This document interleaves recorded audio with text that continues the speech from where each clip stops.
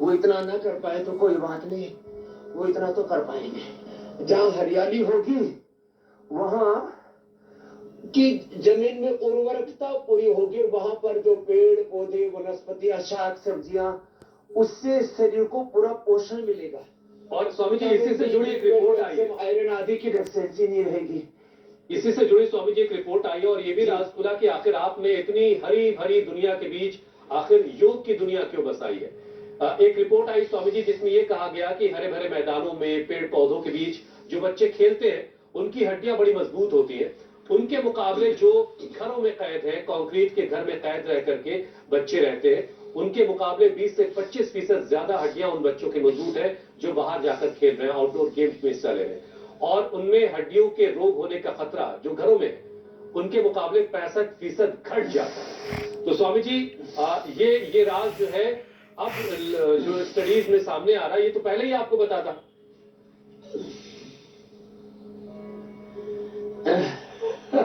इसीलिए हमने, आपने कहा ना पेड़ पौधों की भी देखो, जितने भी यहाँ पर, ये हमारा पूरा टेंट सिटी है, लेकिन स्थायी टेंट है। इसका हमने नाम रखा है निसर्ग कुटीर, निसर्ग कुटीर। और इसलिए जितने भी यहाँ पर देखो आप, जितने भी ये निसर्ग कुटीर है, सब आम के पेड़ है, आंवले के पेड़ है, पीपल के पेड़ है, बड़ के पेड़ है, और भी जामुन के पेड़ है।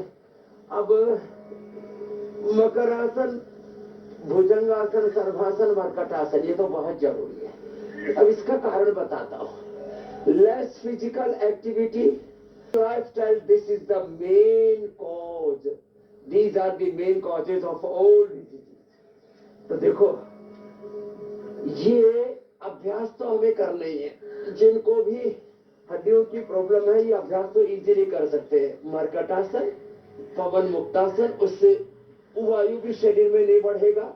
और जो यहाँ ये हवन चल रहा है ना, ये हवन में भी गाय का घी और हम गूगल डालते हैं, उससे उससे हड्डियां मजबूत होती हैं। तो एक तो vitamin D, B12, calcium, iron, omega, इनकी कमी नहीं रहनी चाहिए। इसके लिए हरी शाक सब्जियां, दूध, दही, जो हमारा नेचुरल खाना है, कई बार इसके ऊपर प्रोग्राम भी रखा। दाल रोटी खाओ, अच्छी सेहत पाओ। तो सबसे अच्छा फूड है जो हमारा न्यूट्रिशियस फूड है, जो हमारे यहाँ पर जितना भी junk food, fast food, unhealthy food है। अब देखो, एक और कारण है लोगों की हड्डियां क्यों कमजोर हो रही है। लोग क्या लेते हैं, सॉफ्ट ड्रिंक पी लेते हैं। जितने भी सॉफ्ट ड्रिंक्स है, ये क्या करती है, हमारे शरीर के अंदर के कैल्शियम को, विटामिन को, vitamin D, B12, calcium, iron, omega, सब तरह के सूक्ष्म पोषक तत्वों को शरीर से बाहर कर देती है। सॉफ्ट की जगह हार्श ड्रिंक्स रख देना चाहिए। हाँ, ये जहरीले, हमने तो इसके लिए नाम ही रखा था ठंडा, मतलब टॉयलेट क्लीनर। इनमें इतने जहरीले तत्व होते हैं, आपका टॉयलेट वाश बेसन आदि बहुत गंदा हो रहा हो ना, आप 2 ढक्कन जितने भी कोल्ड ड्रिंक आदि पीते हैं ना, एक बार डाल करके देखो, पूरा एकदम साफ हो जाता है। और ये तो साइंटिफिकली प्रूवन बात है। मैं इनके विरोध के कारण से विरोध नहीं कर रहा हूं कि जब ये पीते हैं तो शरीर के जो पोषक तत्व इनको शरीर से बाहर निकाल देते हैं, एक बात। फिर जो बच्चे खा रहे हैं ना चॉकलेट, फिर ये बर्गर, पिज्जा, और ये सब चीजें क्या करती है, शरीर के अंदर टॉक्सिन्स, ऑक्सीडेंट्स इकट्ठे करते हैं, अंदर इन्फ्लेमेशन पैदा करती है, जो शरीर की नैसर्गिक प्रक्रिया उसका बाधा हो जाता है, और मूलाधार चक्र गड़बड़ हो जाता है। मूलाधार चक्र की गड़बड़ी से, इसलिए हम वहां बस्ती दे करके, अरण्य मूल की बस्ती, 10 मूल क्वाथ की बस्ती, फिर तो क्वाथ की बस्ती एनिमा देते हैं। बस्ती से वात रोग, और वमन से पित्त रोग, और नशे से कफ रोगों को मिटाते।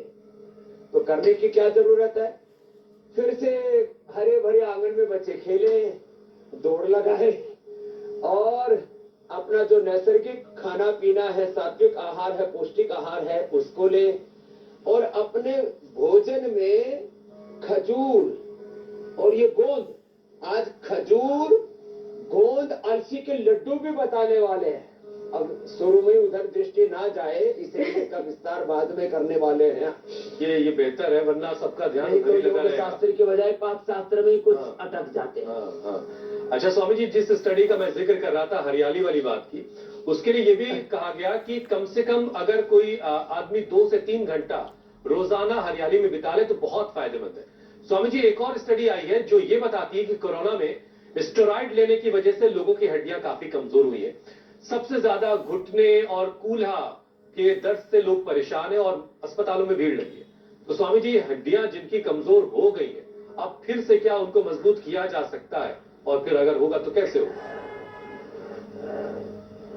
हाँ, तो देखो, जिनकी भी हड्डियां कमजोर हैं, एक तो वो, जैसे हमने पहले ही कहा, ज्यादा कठिन अभ्यास न कर पाए तो देखो, ये अभ्यास इसका कुल्ले से लेकर के एडी तक, एडी से लेकर के यहाँ हिप तक, यहाँ तक इसका असर होता है। तो आगे पीछे ऐसे पैरों को दबाना, यूं गोल गोल घुमाना, यो करना, घुटनों को खींचना, ढीला छोड़ना, फिर ये करना। देखो ये कुल्ले के लिए बहुत जरूरी है।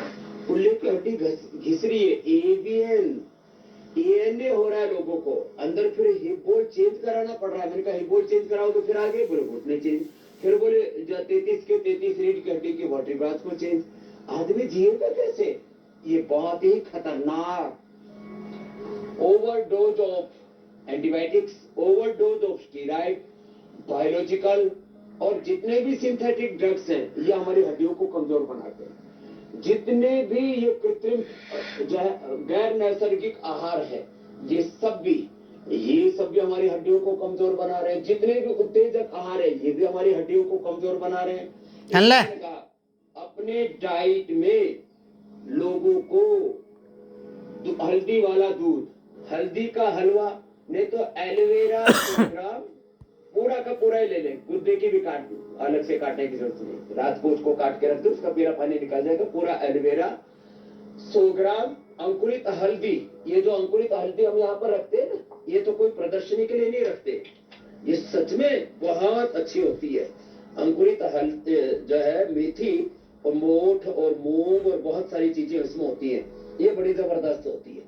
और फिर इसमें 10 से 20 ग्राम कच्ची हल्दी, उसको अच्छे से पहले भून ले, फिर एलोवेरा उसमें छोंक ले, और ये अंकुरित मेथी, इतनी बढ़िया इसकी सब्जी बनती है। थोड़ा सा सेंधा नमक मिला दिया, और ये जो सूक्ष्म व्यायाम कर रहे हैं ये सब कर ले, हड्डियां इतनी मजबूत हो जाती है। तो बाजरे की रोटी, रागी जवार की रोटी ये खाएं, मकई की रोटी खाएं। मकई की रोटी खाने से विटामिन बी कॉम्प्लेक्स, B12 की कमी नहीं होगी, और विटामिन डी, B12 और बाद में जो आयरन है, प्रोटीन है, कैल्शियम है, ये रागी जवार बाजरा से पूर्ति हो जाएगी।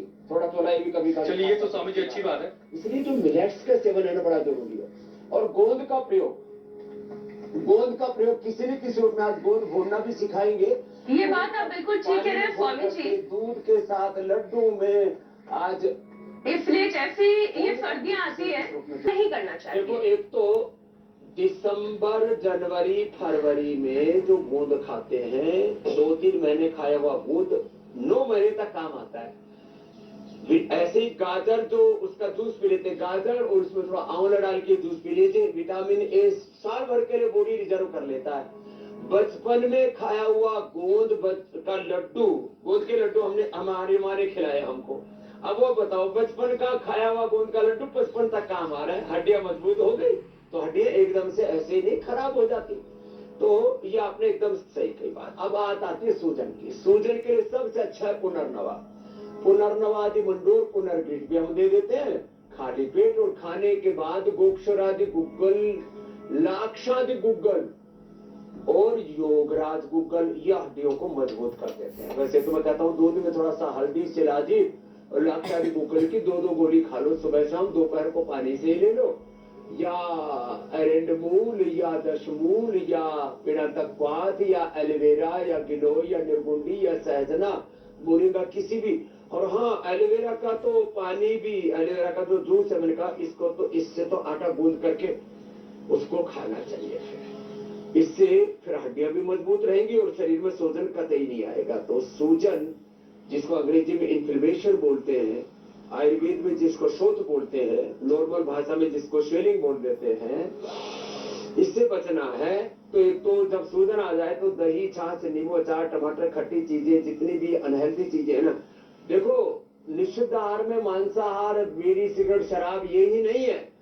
अब जिनको वात रोग है उनको दही, छाछ, नींबू, अचार, टमाटर, खटाई नहीं लेनी चाहिए। जिनको कफ रोग है उनको चिकनाई और ठंडी चीजें नहीं लेनी चाहिए। जिनको पित्त रोग है उनको जो एसिडिटी को बढ़ाने वाली और मसाले वाली चीजें उनका त्याग करना पड़ेगा। जिनको शुगर उनको चीनी छोड़नी पड़ेगी ना। जिनको नमक बीपी है उनको नमक कम करना पड़ेगा ना। ऐसे जो पथ्य है, जिनको स्किन डिजीज बहुत ज्यादा है, नमक और मीठा दोनों ही या तो बंद ही करा देते कुछ दिन के लिए या बिल्कुल कम करा देते। ऐसे चीजों पर ध्यान तो देना पड़ेगा तो सूजन सबकी खत्म हो जाएगी। मात्र पुनर्नवा, मंडूर, पुनर्गिट और पुनर्नवा का काढ़ा पीने से ही मेरे बहन ज्योत्सना जी, मीनाक्षी जी, मेरे भाई हुसैन जी। आजकल तो वैसे भी Swami ji no sugar no salt diet का जो है चलन आ गया है हुसैन। बिल्कुल ठीक बात। अच्छा स्वामी जी देखिए, लोग जो बड़ी उलझन में रहते हैं कि घुटनों के लिए क्या क्या अभ्यास किया जा सकता है, तो घुटनों के क्या 5 अभ्यास हैं या उससे कब से ही काम चलाना पड़ेगा? तो एक तो हमने पूरी बॉडी का सूक्ष्म व्यायाम करा दिया। जो ज्यादा तेज व्यायाम नहीं कर सकते, सूर्य नमस्कार नहीं कर सकते, आसन नहीं कर सकते, वो ये कर ले। अब जिनको घुटनों में दर्द है, कहाँ पद्मासन लगेगा, कहाँ उनसे वज्रासन लगेगा, तो उनके लिए एक अभ्यास हमने ये बताया, बैठे बैठे पैरों को आगे पीछे दबाएं, ऐसे पैरों को खींचे। फिर एक ही अभ्यास बताया, ये भी घुटने के लिए अच्छा है। फिर एक अभ्यास है ऐसे ऐसे ऐसे घुटनों को ऐसे ऐसे करो, ऐसे ऐसे ऐसे ऐसे 10-10, 20-20 बार दोनों तरफ से ऐसे। एक जो बैक वॉक हमने कई बार बताई है ना, उल्टी चले ऐसे ऐसे, तो ये जो उल्टा चलते हैं इससे भी घुटने के सूजन और दर्द दूर हो जाती है। फिर थोड़ा थोड़ा ऐसे हल्का हल्का ऐसे ही करें, ये भी घुटने के दर्द के लिए अच्छा है। कुछ तो कुर्सी पर बैठे बैठे खाली पैर ही हिलाते रहते हैं, भाई थोड़ा सा हाथ पैर दोनों हिला लो, ऐसे चल लो। और जो शुरू में, इसलिए मैंने शुरू में बताया था ये अभ्यास ऐसे कर लेते हैं। और जो शुरू से 10-20 बार से शुरू करके ऐसे ही दंड बैठक लगाते रहते हैं, गति से शक्ति पैदा होती है। तो थोड़ा बचपन से ही ध्यान रखें, ऐसे ये अभ्यास किया करें। और इतना भी ना हो तो कम से कम उल्टे लेट करके ये तो जरूर कर लिया करें, ये बड़ा अच्छा है। ऐसे और 1 चम्मच खाली पेट गाय का घी, ये वर्जिन कोकोनट और ऑयल में ना तिल का तेल ही छोंक में प्रयोग करना। तिल के तेल की ही मालिश करना। वैसे तो दर्द ज्यादा बढ़ जाता है तो हम पीड़ांतक तेल और पीड़ा स्प्रे इसका सब इस्तेमाल कराते हैं। दाहिनी तरफ हमने सब रखा हुआ है सब। ऑर्थो ग्रीक भी देते हैं, ऑर्थो केयर भी देते हैं, खाली पेट पीड़ानील गोल्ड देते हैं। ये हड्डी की मजबूती के लिए जरूरी है।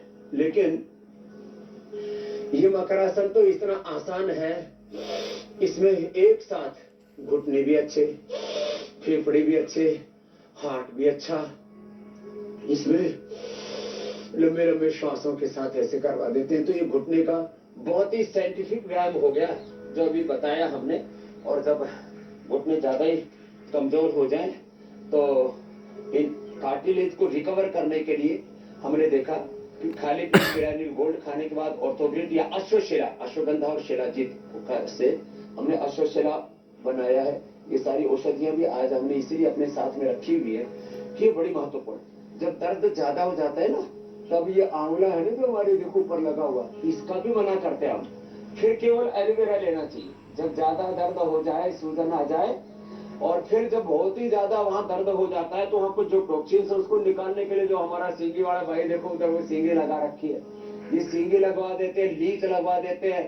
और मुल्तानी मिट्टी में, चिकनी मिट्टी के अंदर थोड़ा एलोवेरा, हल्दी और शिलाजीत का भी पत्थर हम रखते हैं, तो उसको पाउडर करके और उसको मिला करके उसकी लपेट करा देते हैं घंटे भर तक। जानू बस्ती भी कराते हैं, गरम गरम पीड़ांतक तेल, नारायण महानारायण तेल भी उसके ऊपर लगा देते हैं। उससे भी घुटने, हमने लाखों नहीं, अब तो मैं समझता हूँ करोड़ों लोगों को घुटने के ऑपरेशन से मेरे भाई बचा दिया हुसैन जी।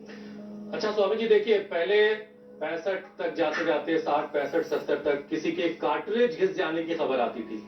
अब 35-40 तक पहुंची यंग एज में ही कार्टिलेज घिस जाने की एक तो वजह क्या है, और एक बार अगर कार्टिलेज घिस गई तो क्या उसको वापस हासिल किया जा सकता है, रिजुनेट हो सकती है वो? घिसे हुए कार्टिलेज वापस रिपेयर होते हैं। हमने ये चूहों में करीब 2 सप्ताह में देखा, मनुष्यों में करीब 2 माह में ये रिजल्ट आ जाते हैं, और जो बुढ़ापा है उसमें तो 9 माह में पूरे घुटने नए हो जाते हैं। तो घिसे हुए कार्टिलेज रिपेयर होते हैं, और ये जो घिसे के कारण है बढ़ा हुआ आर फैक्टर, बढ़ा हुआ CRP, ANA, avian, HLV-10P7, ESR, uric acid, ASO, हड्डियों का पूरा ओस्टोब्लास्ट, ओस्टोक्लास्ट, बोन फॉर्मेशन, बोन रिजप्शन का गड़बड़ होना, ये जो पूरा हड्डियों का पूरा ताना बाना, हड्डियों का जो पूरा ढांचा है, हड्डियों का जो पूरा मैकेनिज्म है, मेटाबॉलिज्म है, तो वो अच्छा हो जाता है। इसके लिए तो लंबे सांस लिया करें। अब आप हरियाली का क्या समझ है? लंबे सांस लेने से जहाँ हरियाली होगी वहाँ ऑक्सीजन का लेवल ज्यादा होगा।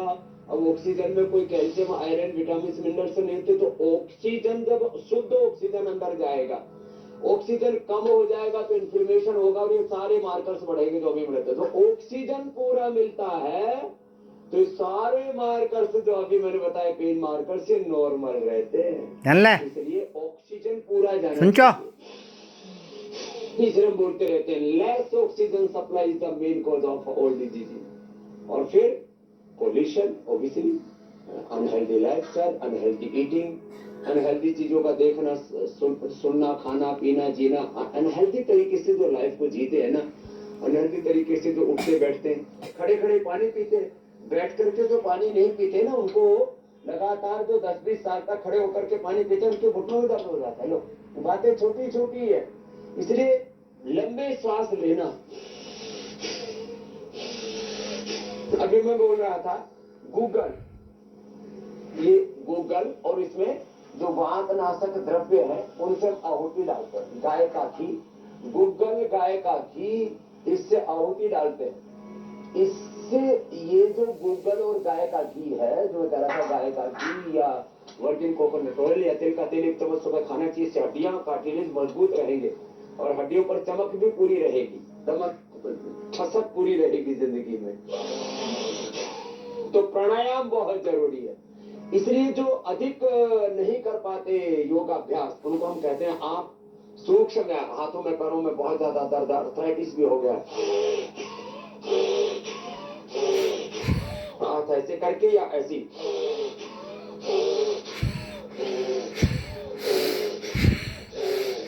एक 1000 बार तक भस्त्रिका। स्वामी जी, लेकिन अभी तक 5000 को रिपेयर करने के लिए कपालभाति और 1000 बार तक अनुलोम विलोम। अभ्यास के साथ साथ चल ले और क्या लेना है खान पान सुन चो, वो रह गया जरा। 1000 बार करते হবে अनुलोम विलोम कपाल भारती। हाँ, तो एक तो लहसुन कल्प बहुत जरूरी है। अब जो मोटे लोग होते हैं उनके भी घुटने में कार्टिलेज बहुत जल्दी घिसते हैं, तो वो भी ये कम से कम 2 अभ्यास, 3 अभ्यास तो लेट के बताते हैं, और ये 2 अभ्यास, एक तो ये स्थित कोणासन और एक चक्की आसन, ये 2 अभ्यास बैठ करके, क्योंकि घुटनों के ऊपर ओवरलोड आता है। अब एक गाड़ी है 10 टन के पास है, 20 टन वजन भर रखा है, तो टायर तो घिसेंगे और फटेंगे। फिर देखो, तो ये 3 अभ्यास तो लेट करके, 2 अभ्यास बैठ करके। लहसुन को गाय के घी में भून ले, उसकी दुर्गंध, उसकी तामसिकता, उसकी तीक्ष्णता खत्म हो जाती है। और 5 से लेकर के, पहले दिन 3 से 5, फिर 2-2 कली बढ़ाते चले, ऐसे 10, 15, 20, 25 कली तक मैंने लोगों को लहसुन खिलाया है। ये लहसुन का खाली पेट खाया, और ऊपर से फिर थोड़ी देर बाद, आधा 1 घंटे बाद नाश्ता कर ले, तो उससे लहसुन कल्प से लोगों के घुटने के दर्द में अप्रतिम लाभ होता है। और ये कोलेस्ट्रॉल के लिए भी बहुत अच्छा है, हार्ट के लिए भी, लो इम्यूनिटी के लिए भी। और क्योंकि उसको गाय के घी में हल्का सेकते हैं, थोड़ा ब्राउनिश हो जाता है तो खा लेते हैं। और ये अस्थमा वाले रोगियों के लिए भी बड़ा जबरदस्त होता है लहसुन कल्प। वो किया करे, गाय के घी या तिल के तेल का ही इस्तेमाल करें, दही, छाछ, नींबू, अचार, टमाटर नाले भाई वादी की चीजों में। फिर जो है ये छोले हैं, छोले भटूरे हैं, फिर उड़द की दाल है और चने की दाल है, ये सब भी वायु करती है, इसलिए मूंग की दाल ही उनको इस्तेमाल करनी चाहिए, या मिक्स दाल का थोड़ा इस्तेमाल कर सकते हैं।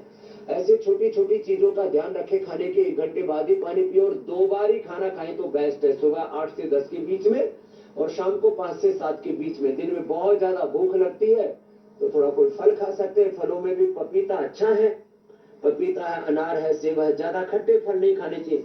अब वजन घटाने के चक्कर में कई बार लोग अनानास बहुत ज्यादा खा लेते हैं, बहुत ज्यादा आंवला आदि का और खट्टी चीजों का इस्तेमाल करते हैं, वजन तो कम हो जाता है लेकिन आर्थराइटिस बढ़ जाता है। इसलिए छोटी छोटी बातों का ध्यान रखेंगे तो निश्चित रूप से बहुत सारी परेशानियों से जानले सुनचो बच जो जाए। है की सुना चो बोलो बच जाए।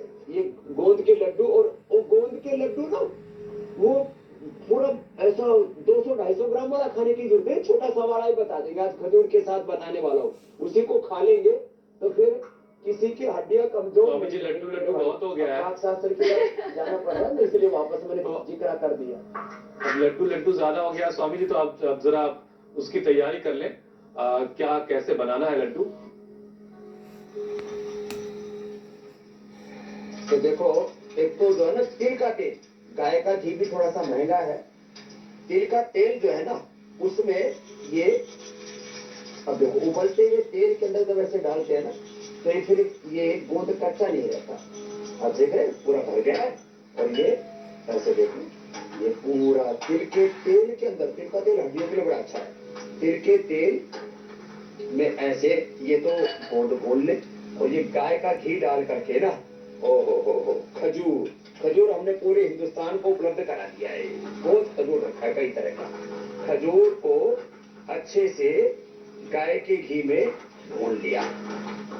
भूनने के बाद ऐसे ये देखो ये घी छोड़ देता है। खजूर को थोड़ा भून लेते हैं ना, उसकी सिकाई भी बढ़िया हो जाती है। और ये देखो ऐसे ये पूरा छोड़ देता है। ये देखो तेल ऐसे घी ऐसे छोड़ देता है। अब इसके अंदर क्या करें, इसके अंदर फिर जो है अलसी, अलसी हमने थोड़ी भून रखी है, अलसी को थोड़ा सा सेक लिया करें, और उसको फिर थोड़ा पाउडर इसलिए कर देते हैं, लोग ज्यादा चबा के खाते नहीं है, तो हमने इसलिए अलसी का पाउडर ही कर दिया कि भाई जितना खजूर उससे उसके बराबर या उससे आधी अलसी ले ले। ये अलसी जो है ना इससे ओमेगा भी पूरा मिलता है, जोड़ों का दर्द भी पूरा दूर हो जाता है, और खजूर तो इतना स्वादिष्ट है, इसमें कोई मीठा डालने की जरूरत ही नहीं। फिर इसके अंदर थोड़ा सा अखरोट और थोड़ा सा बादाम, ये भी थोड़ा पाउडर डाल देते हैं ना। ये अखरोट जो है ये हड्डियों के लिए सबसे बेस्ट होता है। बाकी तो भाई जिनको थोड़ा सा पैसे की गुंजाइश हो पिस्ता भी डाल दिया, और बादाम और काजू भी डाल दिया, और थोड़ा सा इसके अंदर जो है फिर इलायची डालते हैं। हाँ, और फिर इसको लड्डू बना करके खा लें तो फिर 250 ग्राम वाले लड्डू के बजाय 100 ग्राम वाले लड्डू से ही गुजारा हो जाएगा। और इधर देखो ये गूंद तैयार हो गया। अब ये जो गूंद है ये इस पूरे लड्डू के अंदर, ये जो लड्डू बनाया अभी इसके अंदर जब ये भुना हुआ ऐसे ये गूंद डाल देंगे ना, हा, फिर तो हड्डियां ऐसी फौलादी हो जाएगी, 100 साल तक घोड़े की तरह दौड़ेंगे और कोई दिक्कत नहीं आएगी। तो ये आज बता दिया हमने, ये अलसी और खजूर का लड्डू गोंद के साथ, ये जो खाएंगे 100 साल तक हड्डियां मजबूत रहेगी, कोई दिक्कत नहीं होगी। जान ले नई रेसिपी है। बहुत बहुत धन्यवाद, बहुत बहुत शुक्रिया। परम पूज्य स्वामी राम सुनचो कि ना एवं श्रद्धेय आचार्य बालकृष्ण जी